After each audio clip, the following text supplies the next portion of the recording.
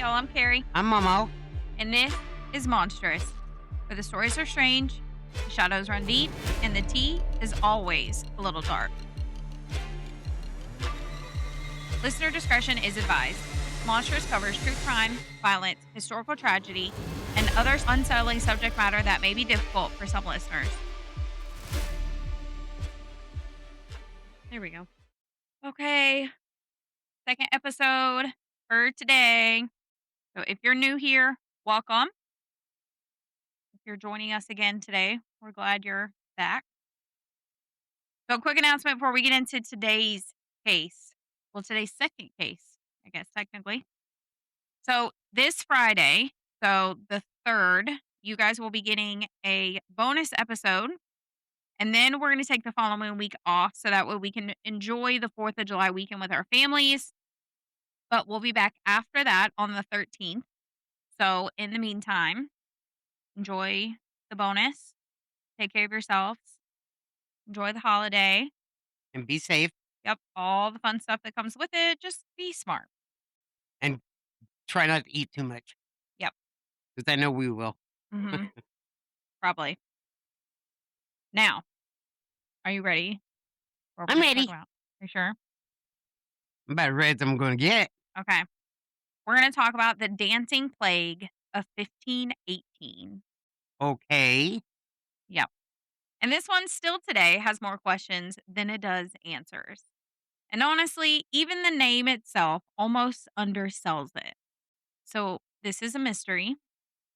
Told you we're going into left field here. No kidding. Yep, but it's a fun one. It's unsettling, right? It's a mystery, but it's fun. Okay. So when you hear the word plague, your brain usually goes to disease in the most familiar sense. Fever, coughing, spreading infection, death. You think of pestilence in the body. But this one isn't about something that attacked the lungs, the blood, or even your skin. It's about movement. It's about bodies that would not stop.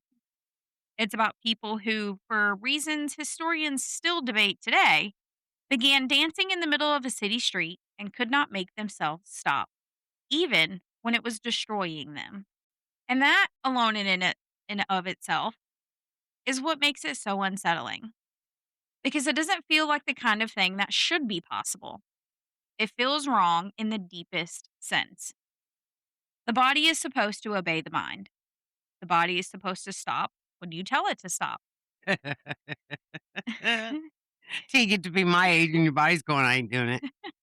It's supposed to rest when it's hurt, freeze when it's afraid, and collapse when it's exhausted. But what if it doesn't? What if, under the right pressure, the body becomes something else? So, if you're ready, Mama, Let's do it. it starts with a sound. No music, no laughter, no announcement. Just the sharp, rhythmic slap of bare feet against stone. It's July of 1518 in Strasbourg. Now, Strasbourg is one of those places that has changed borders and identities enough times over the centuries that people can get turned around if they're not careful enough. Today, it's in France, right near the German border. But in 1518, it was part of the Holy Roman Empire, and it was a major city in the Upper Rhine region. And this matters because one of the first things you need to understand about Strasbourg is that this was not some tiny village tucked away from the rest of the world. This was a busy commercial city. It had trade, traffic, guilds, churches, markets, political power, and it had people moving through it from all directions. That means information spread, fear spread, rumors spread. And when something strange happened here, it didn't stay local for long. Now, Strasbourg was also a city living under real pressure. The early 1500s were not kind years for much of Europe, and the region had been battered by hardship for some time. Crop failures had created food shortages, bread prices had risen, winter could be brutal, summers could be harsh, and a bad harvest could ripple outward in ways that made everyday life miserable for everyone below the wealthiest class. And if that wasn't enough, disease was never far away. Now, people today sometimes imagine the past as a static, quaint world of candlelight and stone streets. But life in 1518 was full of uncertainty. If you were poor, you might be one bad season away from hunger. If your child got sick, you might have no real treatment to offer. If your landlord demanded payment, if the weather ruined grain, if labor dried up, if an outbreak moved through town, the consequences could be immediate and devastating. The psychological pressure of that kind of life is hard to overstate. It wasn't just hardship, it was chronic hardship, long term, inescapable, grinding stress. And that kind of stress does something to a community. It frays patience, trust, and it frays the line between the ordinary and the unbearable. The social fabric was already worn thin. Uh, And this is not just a legend or a folkloric tale passed down for dramatic effect. This event is heavily documented in historical records. There are city council registers, physician notes, sermons, and eyewitness accounts that describe the outbreak as it happened. So, this brings me to the central question of this entire episode. What happens when psychological trauma becomes physically contagious? So, the air is thick with summer heat. And if you've ever been outside in a city on a hot day when the air feels heavy and unmoving, you can probably picture the atmosphere here. So now imagine that heat in a place where most of the streets are narrow, the buildings are close, and the stone holds warmth long after the sun starts to dip, and everyone already feels like they're living on edge. And in the middle of that obs- oppressive heat, a woman steps out of her home and into the narrow street. Her name is Frau Troffea. Very good. I think that's how you say it. And without a word, she begins to dance. Now, at first glance, maybe someone sees her from a window and assumes that she's celebrating something.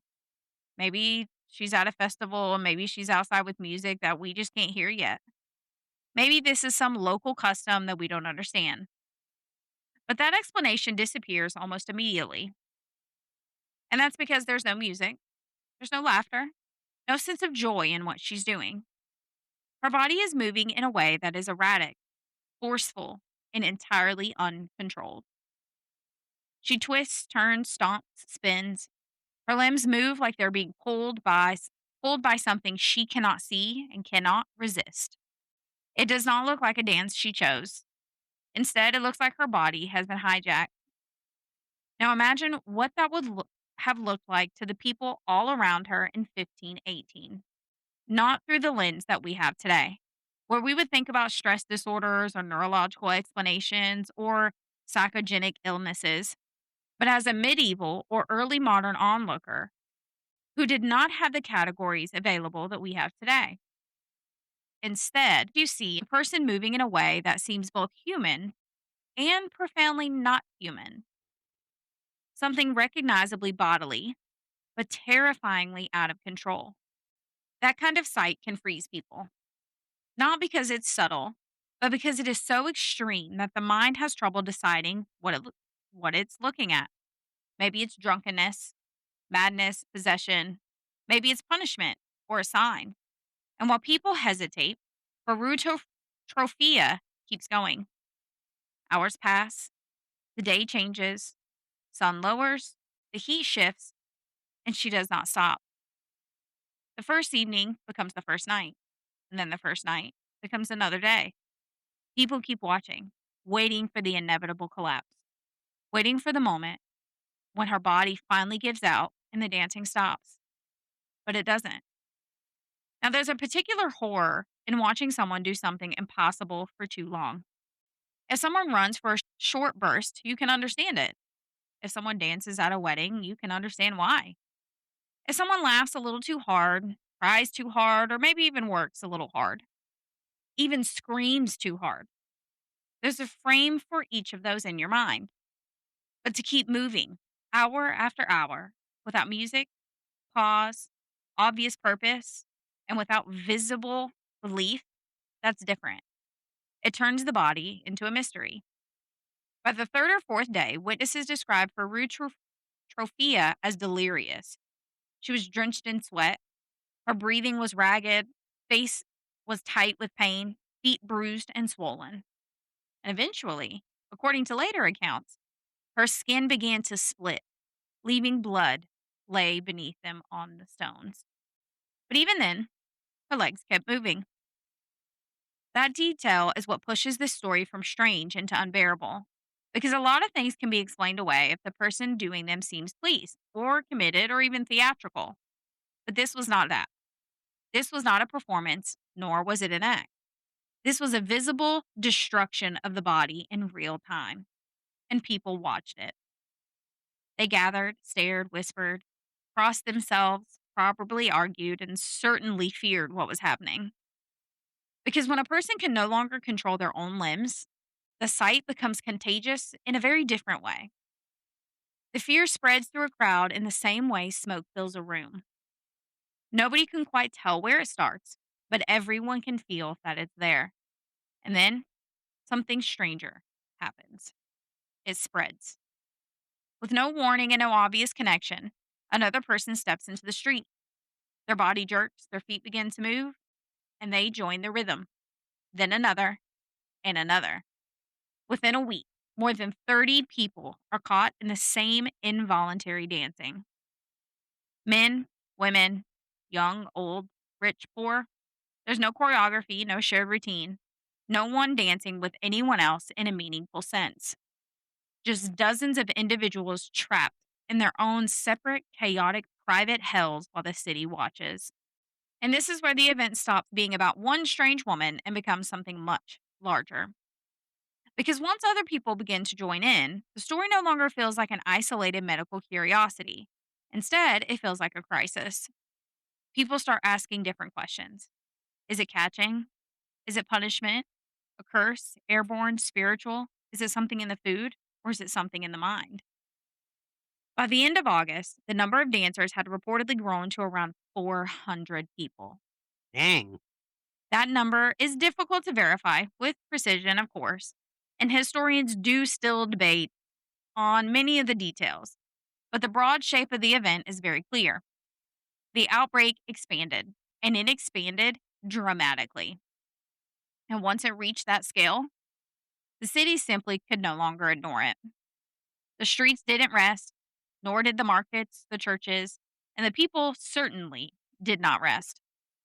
Day and night, the sound of feet on stone became the soundtrack of Strasbourg's crisis. And it was not a cheerful sound. It was frantic, desperate, and it was exhausting just to imagine, let alone live through. Now, think about what that would do to a neighborhood. People trying to sleep while bodies continue moving in the square. Families trying to eat while the streets outside fill with shouting, crying, and the thud of endless footfalls. Priests try to interrupt the event through scripture. Physicians try to interrupt it through medicine. Officials keep trying to keep order while also trying not to panic themselves. Because once the spectacle became public, the whole city became a part of it. And this is kind of where it gets tragic. Human bodies are not built to move at maximum intensity for days on end without food, water, or rest. And so, people collapsed from exhaustion. Then, according to reports, some would regain enough strength to once again move again almost immediately, as if the compulsion snapped back into place the moment consciousness returned. That that image is horrifying. Begging your own body to stop. Your lungs are burning, legs shaking, heart pounding, mouth dry, head is spinning, and still the compulsion holds. Now, some contemporary accounts claim that as many as 15 people died per day during the height of this outbreak. How many? As many as 15 a day. That's a lot. Yeah. But modern historians think that number was most likely exaggerated. But what isn't seriously debated is that people did die.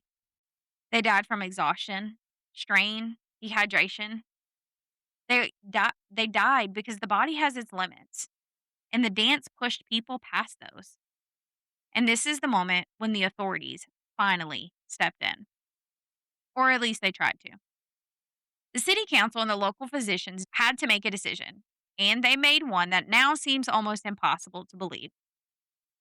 They did not know modern medicine, nor did they know about neurotransmitters or the conversion disorders or even sociology of panic or the mechanisms of trauma response. What they did have was Galenic medicine, with its theory of the four humors: blood, phlegm, black bile, and yellow bile. According to that framework, illness could result from imbalance, heat, exhaustion, corruption, or disturbance within the body. So when the doctors examined the dancers, they concluded that the problem was physical. Specifically, they blamed overheated blood. What? Just listening to you. Yep, they said, bitch, your blood is too hot. So, under their logic, okay, the remedy to this dancing plague was not to be still. In fact, it was more movement. The idea was that the body had to work the excess out through sweat. And the only way you can sweat is if you're hot, even though overheated blood is what's causing the dancing plague. Yep. The 1500s just being the 1500s, man. Yeah, they need glad they're there. 'Cause Now, from a modern perspective, it's wrong, okay? But it's not just wrong, it's catastrophically wrong. But if you lived in that world and your entire medical philosophy was built around balancing the body's fluids and forces, then the conclusion may have seemed sensible, which is exactly why this part of the story is as dark as it is. Instead of restraining the dancers, the authorities facilitated the dancing. They cleared public spaces, they built wooden stage, hired musicians to play pipes and drums. They even brought in strong dancers to hold the afflicted upright when they became too weak to continue dancing on their own. they are all gluttons for punishment. Yep. So think about that image clearly. You got a city square. It's now turned It's into like walking out here and seeing all these old people out there and young people dancing, right. and you're gonna and me, I would look at them like, "Y'all stupid." So you have a city square that's now been turned into a stage. You have a crowd gathered around people whose bodies are failing. Music in the background. Sweat, dust, heat, and blood. Nice.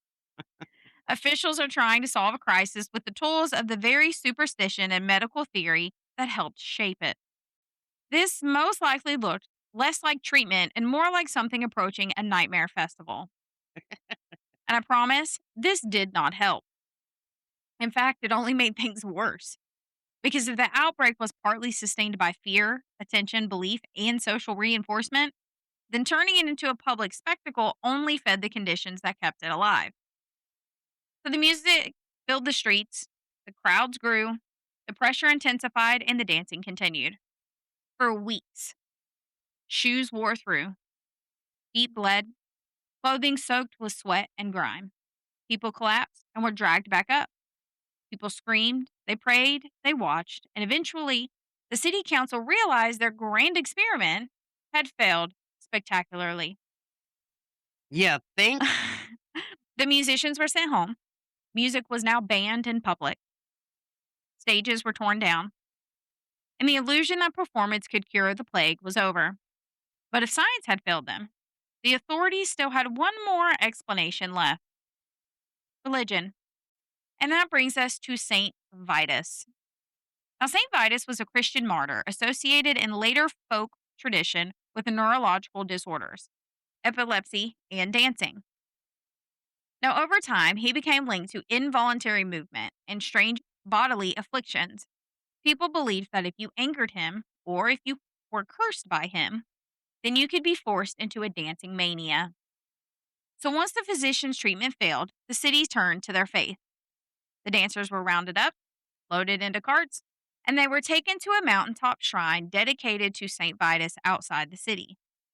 There, priests placed red leather shoes on their bloody feet, sprinkled them with holy water, prayed over them, led them in ritual supplication, and according to surviving accounts, the dancing slowly began to subside. Now, whether that actually means the religious ritual caused the outbreak to end, or whether the epidemic was already burning itself out, or possibly the removal from the city itself and secession of public speculation allowed the condition to dissipate, is still open to interpretation. But in the eyes of the people living through it, the timing mattered. The prayer had worked, the curse was lifted, and the city was spared. Or at least that was the story they could tell themselves after the fact. Now, if you're listening carefully, you could probably hear the tension already building between what the people of 1518 believed and what modern historians are trying to reconstruct. Because every explanation for the dancing plague comes with problems. Every theory solves one part of the story and leaves another part hanging in the air. So let's talk about those explanations. For a long time, one of the Be most on some good drugs. well, a huge possibility, sort of. For a very long time, one of the most popular theories was ergot poisoning. Food poisoning? Ergot poisoning. Okay. So, ergot is a fungus that grows on damp rye grain.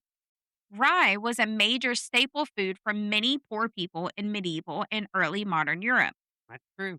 So, the idea that contaminated grain could have caused strange symptoms sounds plausible on the surface because ergot can produce hallucinations. It can also cause twitching, muscle spasms, and it can create severe physical and mental distress. So, on paper, it looks like it's a good fit for what the hell was going on. But once you dig into the details, the explanation becomes much less satisfying. So, like I said, ergot poisoning can cause serious neurological effects, but severe cases also tend to produce v- vascular damage. It can cut off circulation, lead to gangrene. So, in other words, the body doesn't usually just keep dancing for days in the way the Strasbourg accounts describe. The physical profile doesn't line up neatly enough for ergot poisoning to explain the entire event on its own. That doesn't mean that contaminated grain wasn't a contributing factor.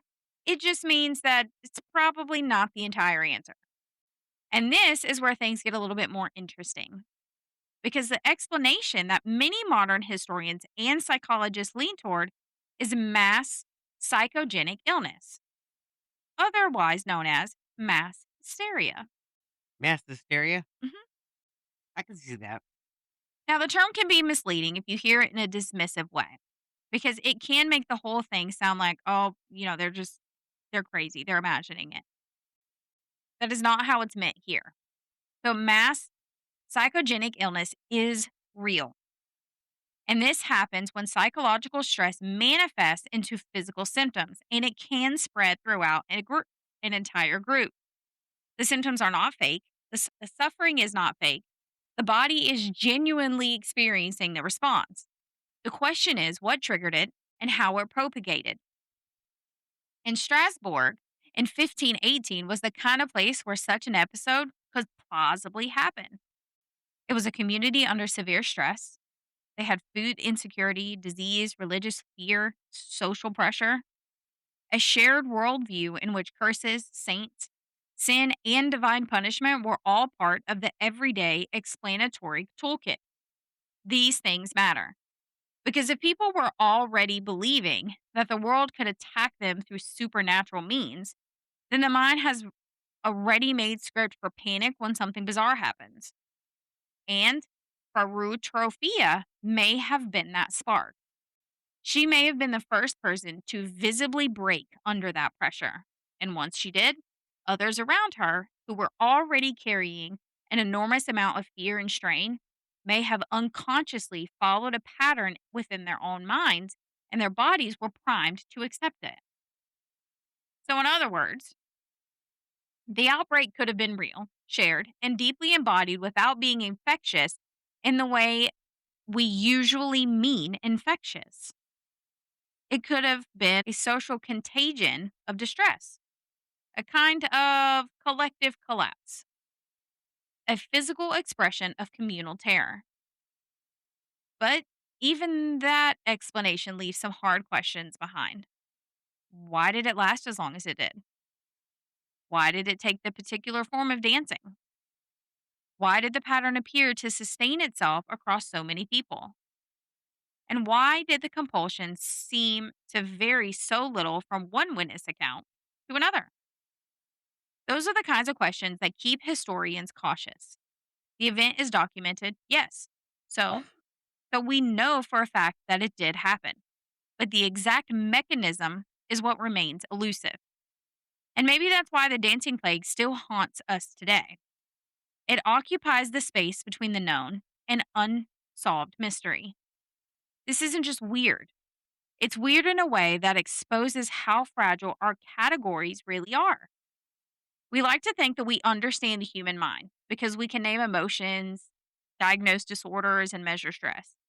But history continues to remind us that the boundary between mind and body is not nearly as firm as we think it is. Sometimes terror can become nausea, grief becomes exhaustion, panic becomes paralysis, and sometimes, under conditions that are extreme enough, fear may become movement. And that is the most unsettling part of this. Not that people danced, but that the body can become the stage on which the mind performs its collapse. And when you zoom out, Strasbourg in 1518 stops looking like a bizarre, isolated incident and starts looking like a warning about stress, belief, about the power of social reinforcement, and a warning about what happens when a community is pushed beyond what it can comfortably endure. Because the people of Strasbourg weren't living in a vacuum, they were living in a world where famine was real, disease was real, religious fear was real, and the explanation for suffering was often wrapped in moral and supernatural language. In that kind of environment, a strange bodily event could become magnified very quickly. One person sees another, one fear feeds another, one explanation hardens into certainty, and suddenly the crisis becomes bigger than any one single body. That is one of the reasons that this story still resonates. Not because we think that we might literally break into a dance in the street tomorrow, but because the underlying idea that human behavior can become contagious under pressure is deeply recognizable. We've seen crowds panic, moral panics spread, people adopt the emotional state of a group around them, and we've seen what happens when stress is normalized, when fear becomes ambient, when communities become convinced that something invisible is controlling them. Now, today, the tools are different, but the human nervous system is still the same human nervous system it was in 1518. And that means that the old story doesn't feel all that old after all. Now, by September of 1518, the streets of Strasbourg did finally end up going quiet. Like I said, the wooden stages had been torn down. By now, by this time, the blood was washed from the stones, the musicians were gone, and the dancers were taken away. The city slowly tried to return to something like normal. But their normal after an event like that is complicated. Because what do you do with a memory like this? What do you call it when your neighbors danced themselves to death? When the local government made it worse? And what do you call it when prayer, medicine, fear, and collective suffering all collide in the middle of a summer street? Well, you call it history, tragedy, and you call it one of the most strangest outbreaks ever documented. And maybe, if you're trying to understand the emotional shape of it, you could call it monstrous. Because what makes this story stick isn't just the mystery and the unknown itself, it's the realization that the human mind can be pushed into places that feel almost impossible from the outside. And the most dangerous monster isn't always waiting in the woods or lurking in the dark. Sometimes it's a thought, a fear, a belief that the body cannot stop obeying. And sometimes that thought can overtake your entire body and make the whole world look like a street you can't stop crossing. And that's our little tidbit on the dancing plague. My body hurts just listening to it. These older ones like this are harder because a lot of it is just kind of told down. You know what I mean? Yeah. A lot of the official records don't exist anymore. So, I thought that was a fun little segue. It was different. Yeah. Isn't that wild? Yep. You just dozens and dozens of people are just out in the middle of the street dancing for no fucking reason. And thus the term flash mob comes to mind. Yeah, basically, just there was no coordination. They were all just kinda out there doing their own thing. And that's all right too. Yep, and literally some people, like, they danced until they died, like, legit. Didn't even know that was possible. I didn't either. Yeah, your body just gives out. How wild is that? To think you could die from dancing. You think you fucking heard it all, huh? Yeah. Alright, now, if you think that one was unsettling, when we come back on the 13th, we're gonna head inside the walls of a quiet French convent in the 15th century, where something deeply disturbing began with only just one nun. At first, it was a single sound, strange and out of place, but then another, and then more, one by one. The same sound over and over again, like they couldn't stop. What started with one woman quickly spread through the convent and then beyond its walls. And just like today's story, no one could explain why. Was it stress, fear, or was it something else entirely? Because when something like this takes hold in a place built on silence, discipline, and control, it doesn't just feel strange, it feels wrong. And once it starts, it doesn't stop so easily. Where do you come up with some of these? Hey, Google, man. That's all right. It'll be interesting. Google does wonders when you type in the right combination of words. I hope the FBI never looks at my Google history.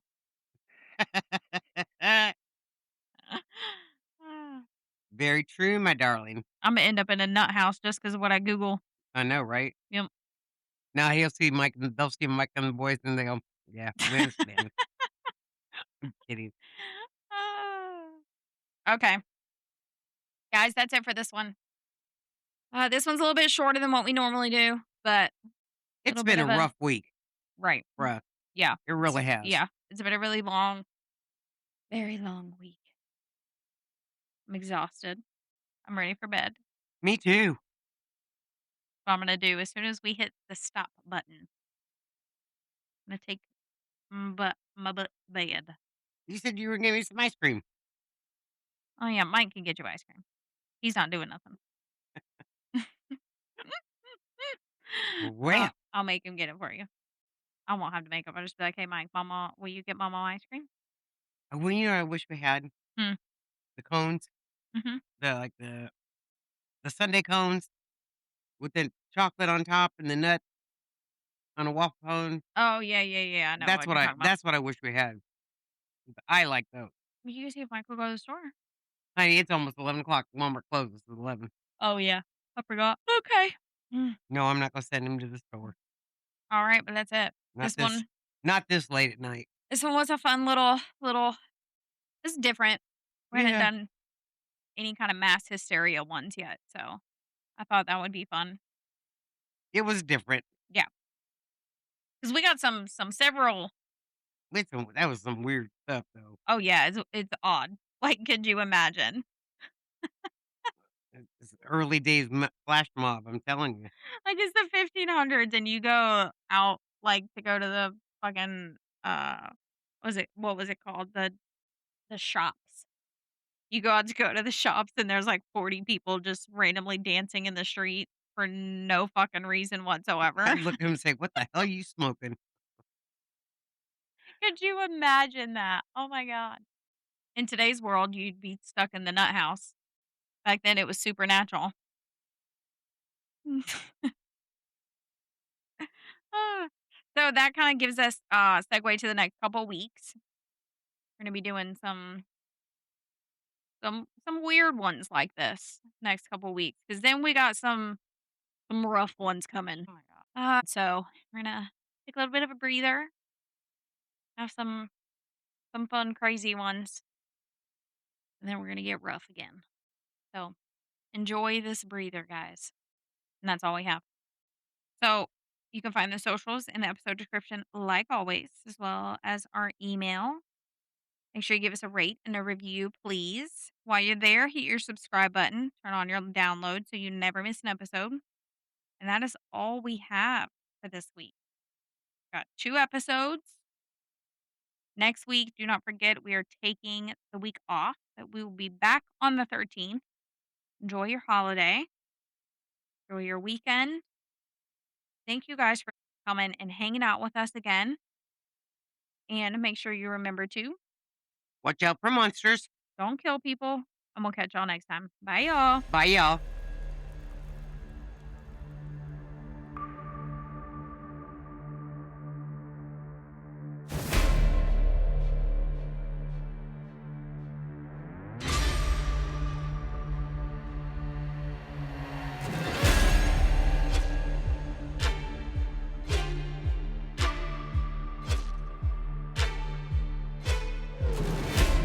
This episode is sponsored by Invisaware, discreet safety jewelry and accessories that can instantly alert your trusted contact and share your location with just a click.